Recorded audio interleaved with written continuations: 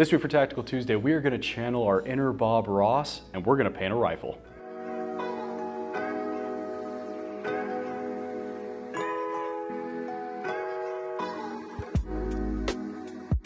So as mentioned at the beginning of the video, this week for Tactical Tuesday, we're gonna paint this AR-15. I'm gonna share kind of my method of painting a rifle, and I'm gonna share the different techniques that I have found that work very well for me when I'm painting my own rifles. So let's go ahead and jump into it. To start off, what you will need to paint your firearm is a microfiber rag, some gun cleaner, scissors, gloves, masking tape, netting or your choice of stencils, and of course, the paint.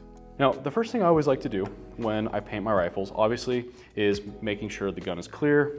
This one has been checked prior to the video, but I will always go ahead and start off with wiping the gun down of any excess oils. Typically speaking, I do so with just a good microfiber rag. My guns generally aren't dirty enough that it requires any kind of degreaser, but if you use a lot of oil on your gun, or you really need to get a lot of grime off, don't hesitate to bust out the old gun scrubber and really get in there and get as much of that crud off as possible.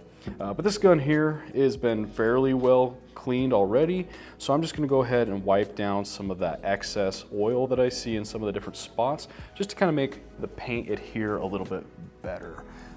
All right, I'll kind of set that aside. And then once that's done, the next step is gonna be masking off the important areas of the rifle. For example, you don't want to get paint on your muzzle device, especially if the muzzle device is like this one that's specifically designed for a suppressor. Not that it couldn't take it, but you don't want to really mess with those kinds of tolerances, especially when you're considering a suppressor needs to remain concentric to the bore of the barrel, and any little paint, I guess, could throw that off some, so it's just best practice to go ahead and tape that off. The other areas that I'm going to mask off, obviously, is the scope. I don't want to get any paint on the lenses for obvious reasons, and I'm gonna mask off any of the important markings on the scope. Anything that tells me as far as like my magnification, my windage, elevation, any of those kinds of marks, I wanna make sure to preserve that and not cover it up with paint. That being said, if you mask off the logo or the branding on your scope, you're weird, don't do that. Just go ahead and paint over that. But make sure to keep all the good stuff covered up. And then going down onto the gun, the other spot I'm going to mask off is the trigger.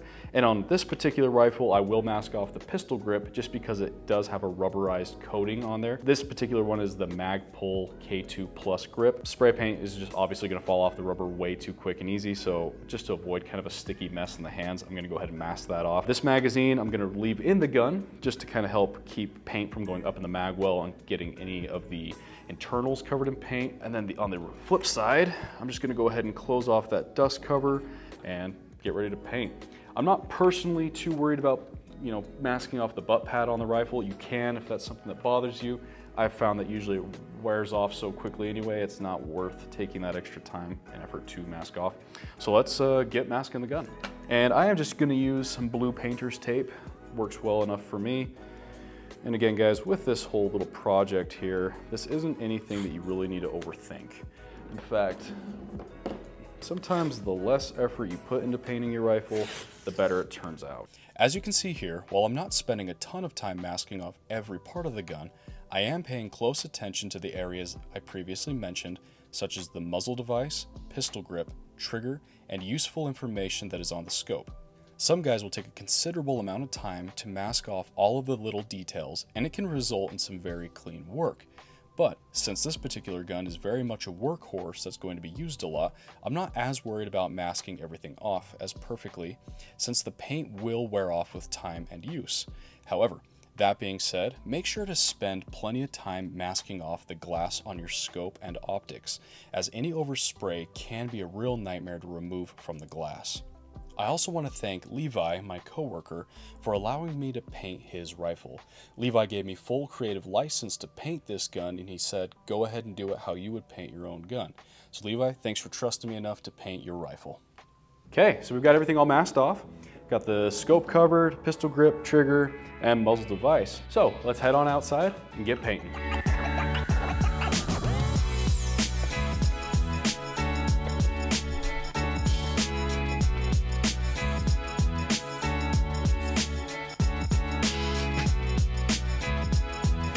When it comes to painting your rifle, there really is no right or wrong way to do it. I personally like to start off with 2 or 3 colors and lay down a bold, simple pattern. In this case, I'm only using 2 paints, khaki and earth brown, as my base colors.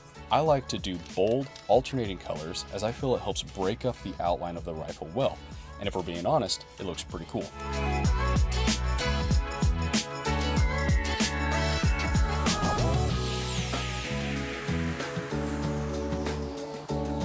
After laying down the base colors, here is where I will start to add some texture by bringing in the mesh and spraying an alternating color on top of the base colors. This helps add dimension to the camo pattern and helps to continue to break up the overall outline of the rifle. Now, you don't have to use mesh when finding materials for your camo patterns. I've even used things as simple as the bag the tangerines come in to achieve more or less the same look. This is also the step where you can add any stencils you may have to achieve various types of camo patterns. And always keep in mind that you don't have to have anything in particular to achieve really cool camo patterns. Some guys will even go as far as to just use things like a torn piece of cardboard, ripped pieces of masking tape. I've seen leaves, vegetation, and I've even seen one guy use dish soap very effectively to achieve a very cool camo pattern on his rifle. Like I said, there really is no right or wrong way to do it, so don't stress it and have fun with the process. And there you have it, guys, the final product. It only took a couple colors of paint to achieve this look. We didn't even go through a full can of each color to do it. Very simple. We did end up using the mesh to kind of achieve this almost snakeskin pattern. And for the desert climate that we live in, and given the terrain around the St. George area, this is gonna work out really well. And I know that Levi's pretty stoked on the way it turned out. So guys, if painting your rifle is something that you've wanted to do, but maybe you've been a little hesitant to do so, it's really not that hard. Don't worry about it. Don't overthink it. Just get out there, have a good time with it. It really is a lot of fun. And at the end of the day, if it doesn't turn out exactly the way you want, it's not hard to strip the paint off. There's a bunch of different products out there that'll let you do so.